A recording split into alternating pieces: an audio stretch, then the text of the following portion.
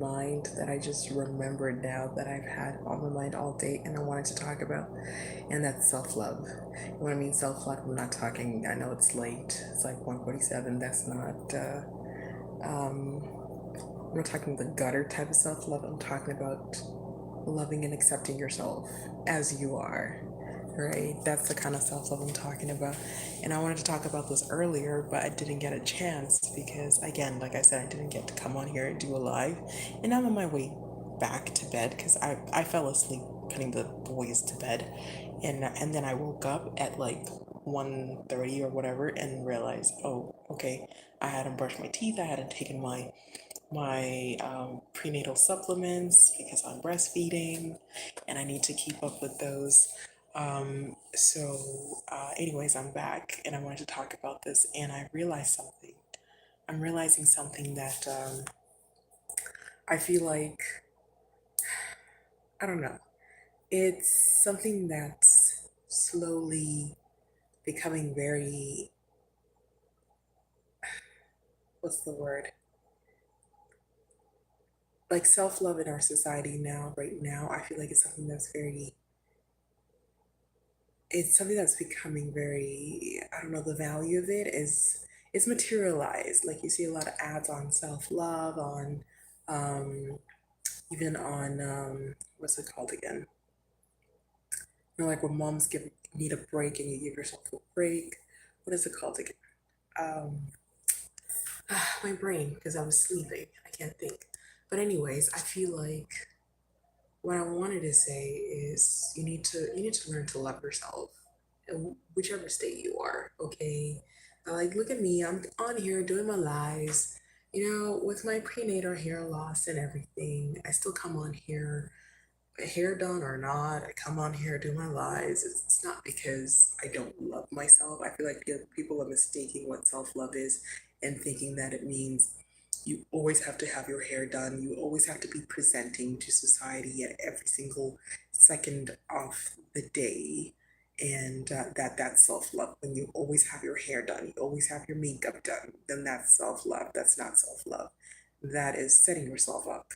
That's really setting yourself up, because if you cannot come in public or around the people you spend the most time with at work or wherever you are, you cannot come as natural and beautiful as you came out of your mom's womb, then you have not yet begun the journey of loving yourself. Like, let's just be real about this. You have not yet begun the journey of loving yourself, because loving yourself is self-validation.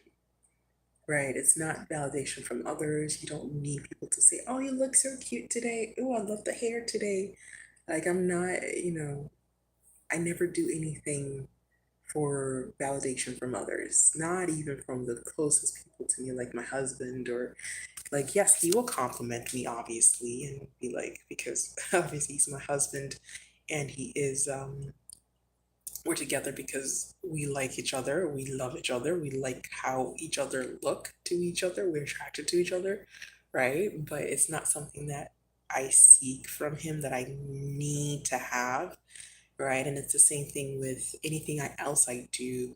If I'm doing my art, my writing, whatever it is, if I'm doing these videos, it's not because I'm seeking, validation from people. And that's why I keep doing these videos, because I generally enjoy doing these videos and sharing my experiences with everyone, even if I don't get the response that I guess other people are expecting.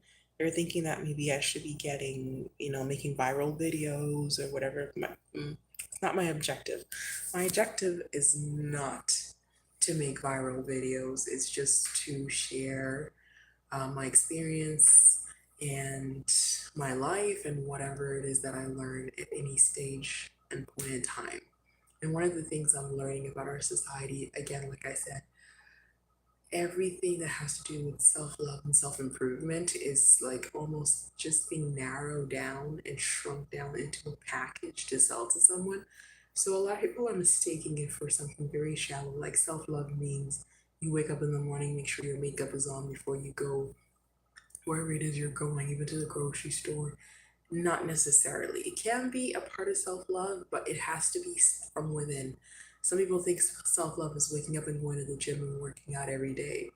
It can be self-love, but again, these things have to be inspired from within. You have to start doing the work from within yourself first, um, in order to then for that to just be an extension of the inner work you're doing, rather for that to be the condition in which you are dependent on to feel like you can love yourself or you can like yourself. You know what I mean? Like when people do things, like let's say they work out, they go to the gym, they work out, they build a certain body that they like, that they want, or that they feel is socially attractive or acceptable or whatever. It's a condition. You're holding on to a condition to make yourself feel better. So you only feel good when that condition is there. If it goes away, you feel bad. You see, it's not sustainable. That's not self love. Self love is when you do the inner work to heal yourself and build yourself from within. And then if you're motivated, or not motivated because that's from outside, if you're inspired to then go and do something physical, some physical action, like going to work out, getting your hair done, your makeup done, your nails, whatever it is, it's just an extension of the inner state that you've already developed. So it's sustainable because if you don't get to get your nails done that week, your self esteem's not going to be, it's not going to shudder. If you don't get your hair done that week, you're still fine, right? If you don't get your makeup done for whatever reason and you have to show up in front of everyone looking the way that you came out of the womb, you're not devastated. You still know you're beautiful because you have that inner self validation, inner self worth. That's why it's called self esteem, because it can only come from yourself. It can't come from anybody else. Nobody can give you this. You have to give it to yourself. On this topic, too, another reason I wanted to dive even deeper on this topic is because just last week, I know, I think three young adults, 18, 19, 20-ish years old, who attempted suicide. They attempted suicide. I'm not gonna mention who it is because that's none of anybody's business. I'm trying to preserve their privacy. But I know people in and around my life that have gone through this phase of, you know, being young and being overwhelmed by life, wanting, seeing how society is portraying themselves, people around them are portraying themselves as perfect. Look at Instagram, Facebook, everybody's trying to portray this perfect life that, really is misleading our youth. It's misleading our youth, guys. These poor kids are believing that. Let me turn that light off before it wakes somebody up. Just because I really want to talk about this. I really, really want to talk about this. Even if it reaches one person, two people, I don't care. I really want to talk about this because I feel like it's really important. Um, our youth are being misled and misguided by our behavior. Us adults, we're the Instagram generation. I'm 37 years old. And yes, I do lives and whatever. I post on Instagram as well. I'm one of those people that, yes, I have somewhat of a social presence. And I feel like with great, the saying, with great power comes great responsibility. We're at an age where we have that power, where we can become influential without really doing much but just picking up our phones. That's a great responsibility. And I feel like it's a great power, it's a great privilege, and I feel like it comes with a lot of responsibility that we're not taking because we're portraying our lives as perfect. And I see this all the time because even on my platforms, when people only want to see good things, they want to see the positive, positive, positive, positive, which I get it because it inspires people. People like to see positive things, it inspires them. But we can also get inspired by negative things because a lot of the people are going through things in life, right? So if you know that somebody else is going through that, people talk openly. That's the thing with our society. We don't openly talk about the issues we have anymore. Talking about issues we have is taboo in our society now. It's like, oh my gosh, something wrong with you. Why are you talking about your issues on social media? Well, if that's what you do, if that's how you express yourself, if that's, you have a platform like what I'm doing right now, I have a live, I have a channel, right? And if I'm always only showing the positive light of my life, the positive side of my life, isn't that gravely irresponsible? Because a lot of people are gonna look at that and be like, oh my gosh, her lives are perfect. Nothing ever goes wrong. Let me tell you something. People's lives, they have good and bad. And good and bad is okay, guys. It's okay. Things don't have to be perfect.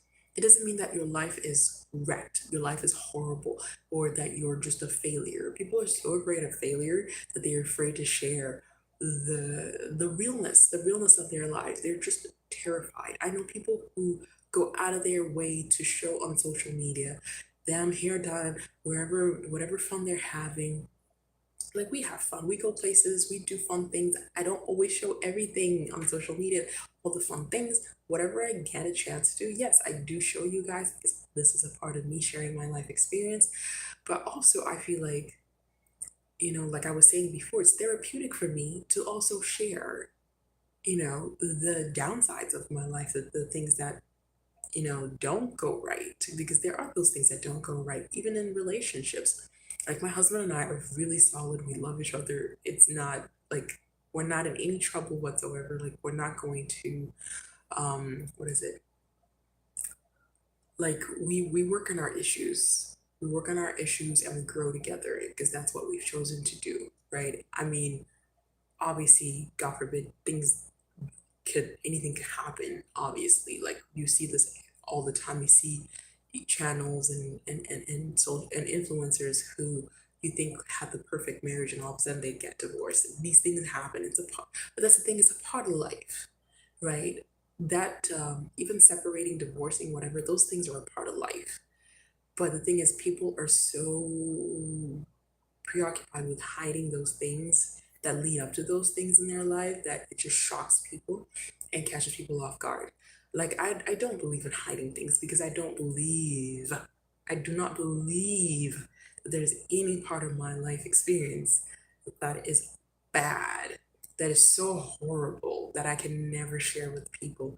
I share because we're human beings, we're one human family, and we all can benefit from sharing each other's stories, from sharing stories. This is why we watch movies. This is why we read books, because we're a community. We're communal beings, and we thrive on sharing stories. We learn from these things. We grow from these things. We don't feel lonely. Why is it that, especially in Western society, now why is it that we're surrounded by so many people, but yet people are so lonely? I'm not lonely because I'm an open book. I'm an open book. I share with everyone. Most people know, the things that I'm dealing with, because I say it openly, even if I don't get to be with those people face to face. But it's almost a taboo in our society now to share what's going on with you if it's negative. Like, if I, let's say, have an issue with my kids, and like my kids, they're freaking driving me crazy. It's slowly becoming more acceptable on social media, because I see some moms that have made almost a brand on just their kids, just driving them crazy. Some, but it's very minimal, right? And then there's if I share what's going on with if you share what's going on with your partner, especially your love interest, your partner, or your husband, that's still a no-no. A lot of people don't want to hear that, or they judge you for doing that.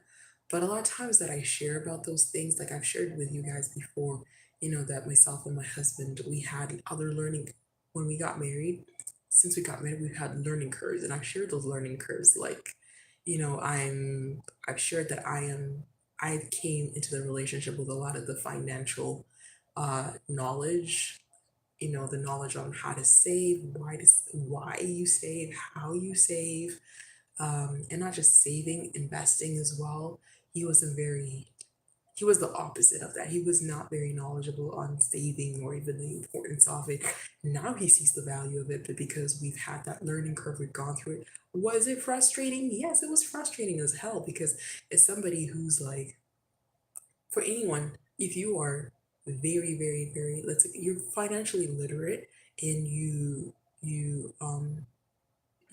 planned your life to reach certain financial goals, but then now you've partnered with somebody who completely doesn't see the importance of that, of course it's going to be frustrating. Any um learning curve in a relationship and in a marriage is going to be frustrating. It's going to take work and it's going to be frustrating. It doesn't mean that that's the end of your marriage or anything like that. It just means that you have a growing curve, you have a learning curve, and you got to grow. And the thing is, well, you're married so you can grow together, so obviously the other partner is trying to learn. Like, he was very willing to learn, he just had so much to learn in a very short period of time. So I do give him a lot of credit for actually being able to learn the things that he has learned. The reason we have a house today is because he's picked up a lot of things and learned a lot of things from me, even if I just got frustrated with him to the point where I'm like, I don't want to, I don't want to talk to you right now. I do not want to talk to you right now. I've given him resources. I'm like, go read this, go listen to this for a moment because I need to get back to my center, right? Because there's a point where you can't try to teach someone so much that you get misaligned, you get unbalanced yourself, and that point you're teaching literally from a what do you call it? From an empty cup. You need to take a moment to fill yourself up, right? Yes, those things have happened, and I've gotten frustrated with him. I've expressed to you as, okay, I'm frustrated with him, or I just frustrated with certain things like with the kids or whatever. Yeah, I share those things because it's a part of being human. It's a part of being human, and we're one human family, and we should share these things more so people don't feel alone. They don't feel alone in their experiences. They don't feel like there's something wrong with them to be going through these things. And imagine if everybody was just open and sharing that, yeah, my husband is sucks in finance, or my husband sucks with this, or I suck at this, for instance, right? I feel like we would learn a lot more from each other, but we're in a very superficial society where I feel like we're always trying to present a life as perfect all the time. Everything's perfect. I'm doing well, I'm successful, I'm doing well, I'm successful, I'm doing well. But I think there's a limit to that. Even to your success that you're trying to reach, there's going to be a limit. So I rather take the slow and sturdy road than to take the shortcuts. And, I could come on here, paint my face every single. Listen, I know what I have to do, what I could do to grow this channel, this platform like this overnight. I know exactly the kind of things that people want to see that would propel me and just like make this like a channel with like hundreds of thousands, if not millions of views. I know exactly, but I don't do those things because at this moment in time, it's not aligned with who I am at this moment in time. At this moment in time, a lot of those things I feel like are shortcuts, you know what I mean, that will get me there, but it's not going to be sustainable because am I going to feel good presenting that to you all the time? Chances are no, I'm not going to. I'm a deep person. If you've watched any of my videos, I like to share things from a deep perspective, from an introspective lens, right? I like to share wisdom and stuff like that. So, or if I'm not sharing some wisdom, at least share some life experience, the things that I've learned from my life, from being married, for the time that I've been married, from having kids, for the time that I have had kids, whatever it is that I'm doing, whatever I've learned, I try to share that so other people can hopefully attain some wisdom from that, even if I didn't. Um, and that's really why I share. That's really why I share. It's not like somebody commented on a post I shared that was so unrelated. I was just talking about a general life experience that I've noticed in society. I was saying basically, if you surround yourself with people that you constantly have to be talking around them. They have to be talking around you, and they're not comfortable. You're not comfortable just taking a break. And like, if you have nothing else to say, just be quiet. You can just sit in silence and stillness and observe each other and appreciate each other, right? And those are the kind of friends that I have where we can sit in silence. We can literally sit in silence and just appreciate each other. And we don't feel awkward and we don't feel like, oh my gosh, maybe I have to leave now because we run out of things to talk about. It's never like that. It's never like that. And those are the kind of people, and that's what I wanted to inspire in people. But then somebody, one specific person who is somebody that I met a long time, not met, but I kind of interacted with a long time ago from another group. And it turns out she had a lot of other issues that she had to deal with that was just draining me and taking me out of alignment, because it was like some of the issues were just self-inflicted. It was like you're complaining about this issue, but you're staying in it, and it just seems like it's eroding you. It's eroding you. And yet you're keeping those toxic people around you. You're not making any move or any changes. And I stopped talking to that person just because it became like just her transferring a lot of that negativity to me and getting me out of it, because there was nothing I could do other than listening. There was nothing else I could do, but it seemed it was just demanding too much of me, so I stopped talking to that person. Later on, I realized that they were watching my content. I'm probably they're watching this too. I'm not gonna say who you are, obviously, because I'm gonna respect your privacy, and regardless of that interaction and what happened in the past, I still respect you as a human being enough to not say who you are. I'm not gonna say who you are. But anyways, I think they made a mistake. They thought that I was talking about someone specifically when I was mentioning that, don't surround yourself with people that literally have to fill the air with words. I don't have people around me that have to fill the air with words. And if they are, they usually don't stick around for very long, because I'm a very deep person. I'm very content just sitting in silence. And when I'm done talking, I will sit in silence and I will just enjoy your presence. I will enjoy your presence. If that person is not aligned with that, they will leave on their own. They will say goodbye and they will leave. Like, they don't usually stick around me very long, and I'm very, very thankful for that. But I'm not saying my life is 100% perfect, but I'm saying those kinds of things. I mean, I'm 37 years old.